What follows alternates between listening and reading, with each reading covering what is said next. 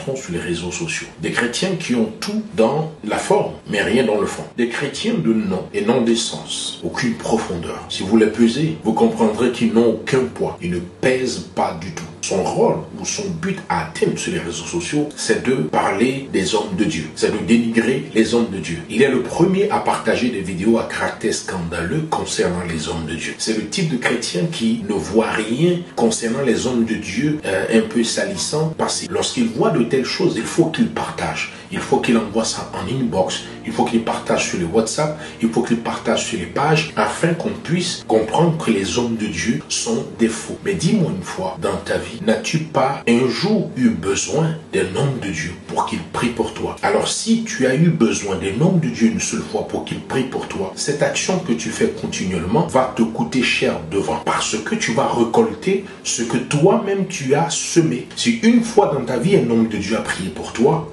et que tu passes ton temps à balancer des vidéos dans le but de discréditer le corps, non pas un homme de Dieu, parce que l'attitude que beaucoup se prêtent à avoir, c'est pas le discrédit que vous portez sur un seul homme de Dieu, mais vous portez ce discrédit sur plusieurs. Vous portez le discrédit sur tout le corps, sur l'ensemble du corps, parce que lorsque vous parlez mal d'un, c'est de nous tous que vous parlez. Qu'il soit faux ou vrai, vous parlez de nous tous. Lorsque vous jugez X, vous jugez Y, parce que nous faisons tous partie du corps de Christ. Jésus a dit, laissez l'ivraie et le vrai croître. Pourquoi? Parce qu'aujourd'hui, bien vrai qu'il y ait le faux ressemble tellement au vrai que si vous tentez d'arracher le faux du vrai, vous risquez de détruire le vrai. Et c'est ce que nous constatons. Lorsque vous critiquez les autres, c'est nous que vous critiquez. Vous ne pouvez pas aider Dieu, frères et sœurs. Écoutez, Dieu est tellement grand que vous pensez qu'en le faisant, vous l'aidez. Vous pensez qu'en le faisant, vous êtes en train de fermer la porte du ciel à ces personnes. Vous n'êtes pas les détenteurs ou les personnes qui ont les clés pour ouvrir la porte du royaume des cieux pour que plusieurs puissent entrer. Mais non.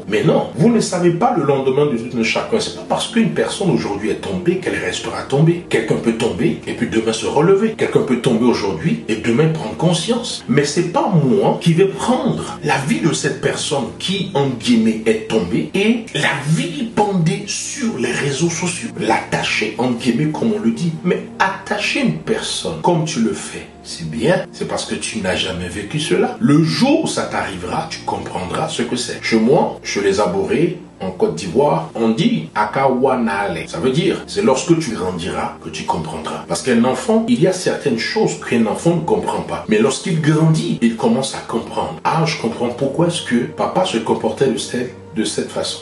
Je comprends pourquoi est-ce que maman se comportait de cette façon avec moi. Ah, aujourd'hui, je comprends. Je comprends pourquoi est-ce que il y avait une telle attitude avec moi. Je comprends aujourd'hui comment est-ce que papa ne voulait pas que je puisse avoir telle ou telle chose. Je comprends. Quand tu grandiras, tu comprendras. Parce que seuls des enfants peuvent se permettre de faire ce qui est en train de se faire sur les réseaux sociaux. Seuls des enfants peuvent se permettre de faire un direct et de parler mal des hommes de Dieu. Seuls des enfants. Parce qu'une personne mature ne peut pas faire ça. Une personne qui a atteint un certain niveau dans la foi ne peut pas se permettre de faire ça. Une personne qui a la notion de la parole de Dieu ne peut pas se permettre de faire ça. C'est ceux qui ne comprennent pas la logique de la Bible et de la parole de Dieu qui peuvent se permettre de s'asseoir pendant un long moment, pendant 2 heures, 3 heures, faire des lives pour parler de la vie des autres. Prendre le temps de décortiquer.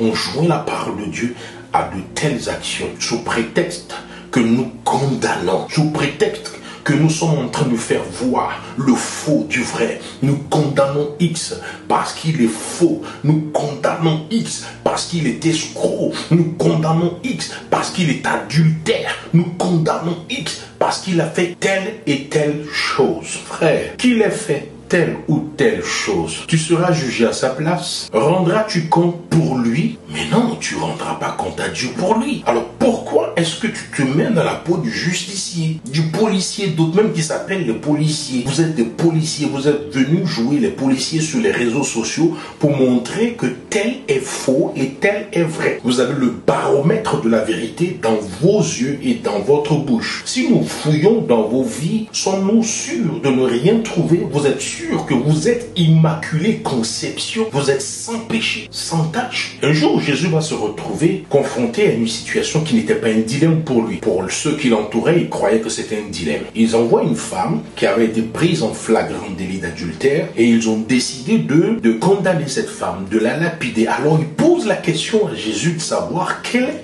est la vie de Jésus. Seigneur, qu'est-ce que tu penses par rapport à cette situation? Cette femme, on l'a surprise en flagrant délit d'adultère. Jésus se baissa et commença à écrire et il dit ceci, lorsqu'il leva la tête: que le premier d'entre vous qui n'a jamais péché le jette à pierre. Alors tous se sont rétractés et sont repartis. Personne n'est resté. Vous savez pourquoi? Parce que la Bible est formelle, la Bible est vraie. Il n'y a que Dieu seul qui est vrai. Il n'y a que Dieu seul qui est bon. Nous sommes tous des menteurs. Nous sommes tous des pécheurs. Alors ne vous dites pas que vous êtes parfaits, parce que en pointant du doigt l'autre, faisant savoir qu'il est faux, ah non, lui, il a divorcé, ce n'est pas un homme de Dieu. Ah oui, frère, lorsque de telles choses ne te sont pas encore arrivées, c'est pour cela que tu peux te permettre de parler.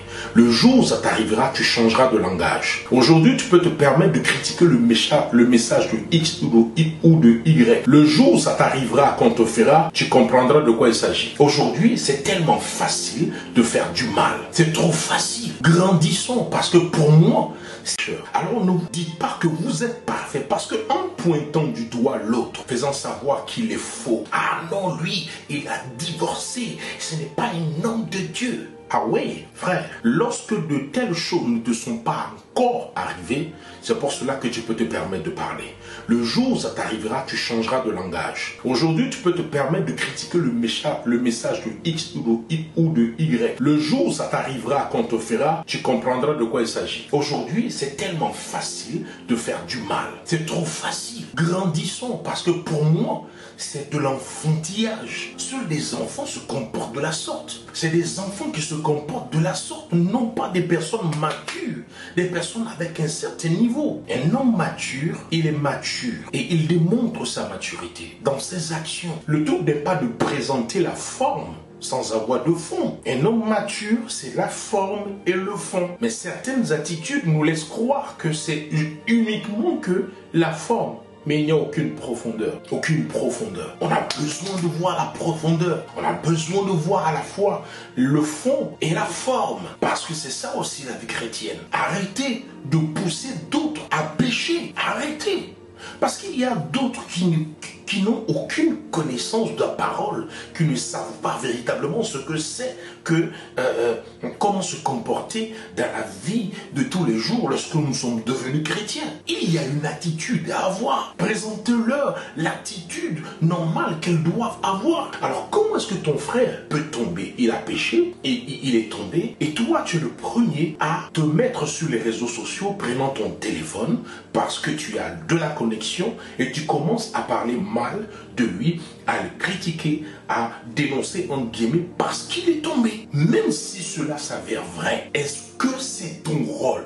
As-tu été appelé pour ça? C'est ton rôle de faire la police derrière ceux qui sont tombés, ceux qui sont entre guillemets faux. Attends, Dieu ne sait-il pas que ceux-là sont faux, mais vous méprisez Dieu. Vous nous amenez à comprendre que Dieu n'est pas fort, Dieu n'est pas puissant. Arrêtons un peu cette logique dans laquelle nous nous mettons. Au lieu de prêcher l'évangile, nous passons le temps à parler des autres. Ceux qui parlent des autres, c'est justement parce qu'ils n'ont pas comment je dirais ça, ils n'ont pas de substance. C'est lorsque tu n'as rien à dire que tu parles des autres. Parce que quelqu'un qui cherche à évoluer, à aller de l'avant, ne cherche pas à parler des autres. Il y a tellement de défis à relever dans la vie que de rester là, perdre le temps à parler des autres. Il y a tellement d'âmes qui ont besoin de recevoir la bonne nourriture que de rester là, parler des autres. À parler de X qui a péché, mais en quoi est-ce que ça édifie ceux qui viennent se connecter. Moi-même, est-ce que ça m'édifie? Moi qui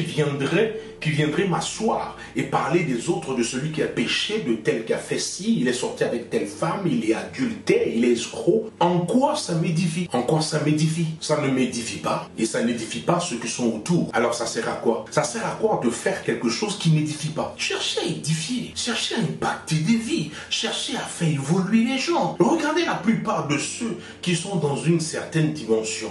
D'accord, je ne veux pas citer de nom, mais regardez le travail formidable que certains hommes de Dieu font. Vous les voyez venir s'asseoir sur les réseaux sociaux, parlant des autres. Cherchons à faire le travail pour lequel on nous a appelés. Pourquoi est-ce qu'on nous a appelés? Est-ce que notre rôle en tant que pasteur, en tant que serviteur de Dieu, c'est de venir s'asseoir et de faire la police derrière les autres? C'est pas ton rôle, t'es pas policier. Mais en ce moment, change normalement de métier. Laisse le métier de pasteur aux autres et va faire la police. Mais ne viens pas mélanger les deux. La police et pasteur. Non, soit tu es policier ou soit tu es pasteur. Au stade où nous sommes arrivés, tout ce qui est en train de se faire est en train de jeter le discrédit sur la plupart de nous tous. Nous tous nous sommes mis dans le même panier. Lorsque tu te présentes demain, tu dis tu es pasteur. Ah, c'est vous là. Écoutez, laissez Dieu faire ce qu'il a à faire. Je crois en la puissance de la prière. Je crois que Dieu est capable de faire de sorte que ceux qui sont faux soient exposés. Je crois que Dieu est capable de les mettre à nu. Et même quand Dieu les met à nu, c'est pas toi, pasteur, c'est pas toi, chrétien, qui va te lever en train de les partager sur les réseaux sociaux en faisant savoir qu'il est faux. Il y a une attitude à avoir. Quelle est l'attitude? L'attitude chrétienne, c'est le pardon, c'est la miséricorde. Vous ne pouvez pas dire que vous êtes des hommes spirituels et on ne voit aucun caractère du fruit de l'esprit en vous. Laissez la vie des autres, c'est leur vie. Chacun sait qu'il rendra compte à Dieu demain. Lorsque je sais que je rendrai compte à Dieu demain, est-ce que j'ai besoin de faire la police derrière quelqu'un? Est-ce que j'ai besoin de jouer les gendarmes derrière quelqu'un? Mais non, frère, quittons ensemble. C'était moi.